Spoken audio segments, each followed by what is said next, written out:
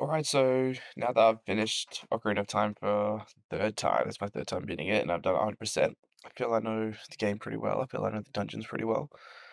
So I wanted to go through a tier list of all the dungeons, just like confirm my thoughts on them, then I can come back to this when the remake comes out, see what's changed.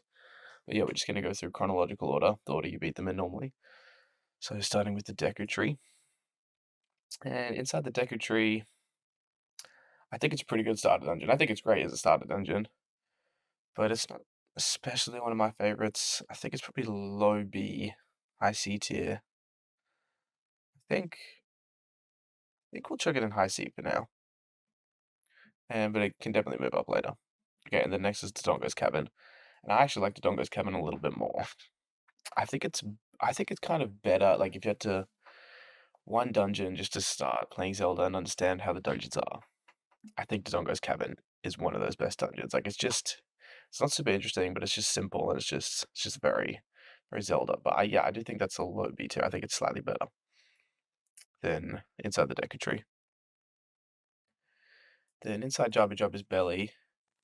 Okay, inside Jabba Jabba's belly, and I actually like. I know a lot of people aren't the biggest fan of this, but I love like the psychedelic visuals. Like I think it looks.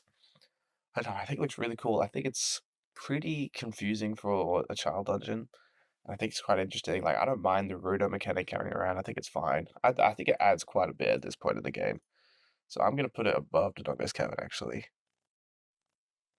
Okay, now we're on to the adult dungeons. So this is when things really start getting good. Alright, and we're starting off with the great one, the Forest Temple. And I remember the first time I played the Forest Temple back in the 3DS version, like, this really blew my mind how good this dungeon was. Like, the theming of it, like, the atmosphere, like, even the design, it's all amazing. I love how you even go into that little courtyard for a bit. So this is an easy S tier for me. I don't know if it's going to be my number one. We'll see, but yeah, I mean, this is one of the best Zelda dungeons of all time. Everyone knows that. And then next we have the Fire Temple. And I like the Fire Temple. I definitely don't like it as much as the Forest Temple. I don't like the theming quite as much. I do like the puzzles. Like, it's definitely a great dungeon. It's designed well. But I don't know, for me, it's never really stuck out in my mind. Like, I do think it's enjoyable, but nothing like exceptional. So I'm gonna probably gonna end up being low A. I think A tier is fine though. Okay, and then next we have the Ice Cabin. And the Ice Cabin, it's a tricky one because it is obviously it's a mini dungeon, so it's short. And I actually do quite like how the way everything all looks with the ice. Like I do think it looks quite cool, but it's also not designed amazingly. Like I don't think it's anything really. It's not really complicated. You're kind of just moving forward the whole time. But I think it's C tier. Like I really like the way it looks for some reason, which I don't know if that's unpopular, but yeah, I don't know. It's alright. Anyway, moving on to the water temple, and I actually really love the water temple. This is like what I remember the most from when I first played Ocarina of Time. Like I don't know, I love the atmosphere in this dungeon. The way everything like looks, everything's so closed off. Like all the rooms are so small. They connect to each other just through like little holes a lot of the time. And the only thing that holds it, like I can't, I almost want to put it above the Forest Temple, but the only thing that holds it back for me is it's not one I would rather replay the Forest Temple, especially like the first time you play the Water Temple, it can be very difficult and stuff like the Iron Boots, that doesn't bother me, but having to raise and lower the water level and then check goes back to everything that you can and check what you need to do, and then having to go and change the water again. Like if that's your first time beating, you don't know what to do, like that can be quite annoying. But I am actually gonna put it in S tier. I'm just gonna keep it below the Forest Temple for now. Okay, next is Bottom of the Well. And Bottom of the Well, this is a weird one for me because I love the theming, I love the atmosphere. I love the way everything looks. But as a design, like it's probably my least favorite. Like I don't find it really fun to go through. It's just sort of simple, like this big it's not simple. Like honestly, it's maybe even slightly more complicated than the ice cabin, but I don't find it as fun to go through as the ice cabin. And it does have the dead hand, to be fair. And it is a fun dead hand fight.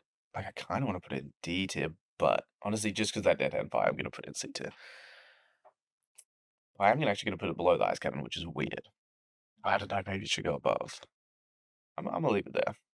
Because I mean, well, now that we have that done, we have the Shadow Temple. Shadow Temple. Okay.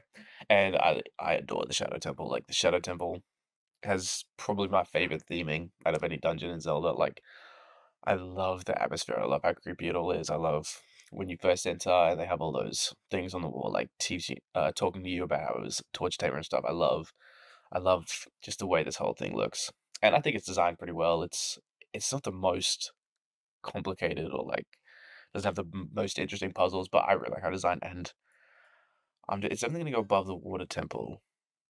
But I'm considering putting it above the forest temple. Like I definitely like I love the theming of the forest temple, but I definitely like it more in the shadow temple. But I probably think the forest temple's a little bit better designed. I don't know. I think I'm gonna leave the forest temple at number one. Going into this, I actually thought the shadow temple was my favorite, but the more I think about the two of them, I just think the forest temple.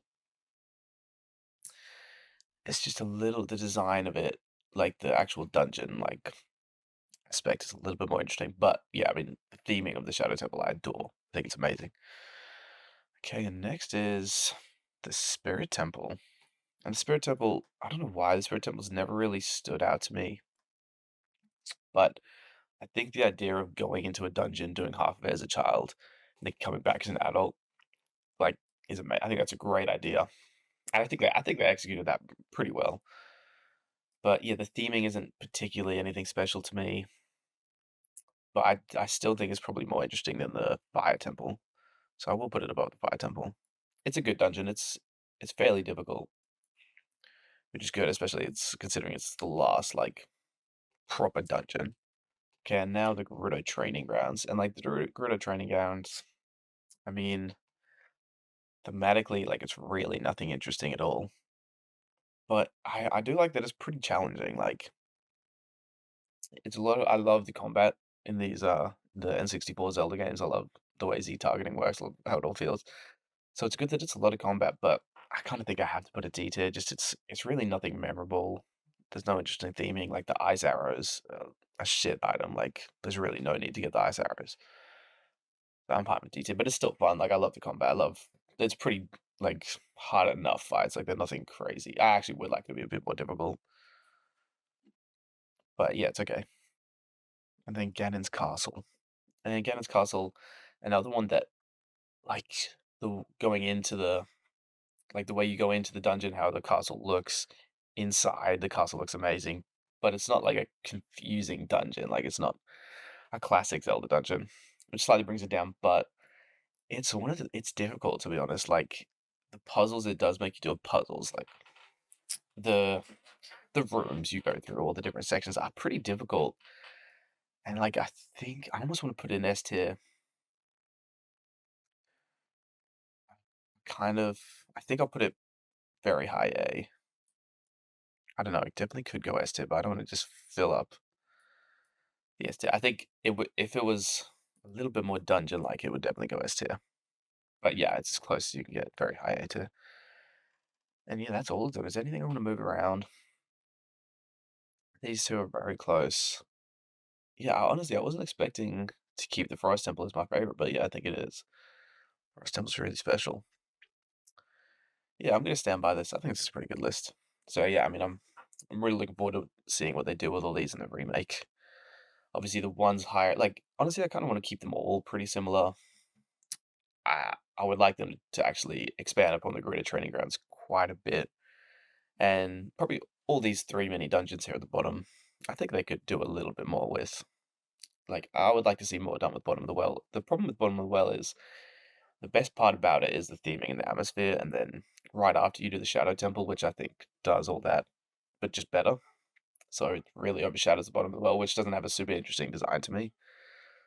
So yeah, I'd like to see them do something with that. But yeah, I think that's going to be it for me. I'm pretty happy with this tier list, and I'll talk to you all later.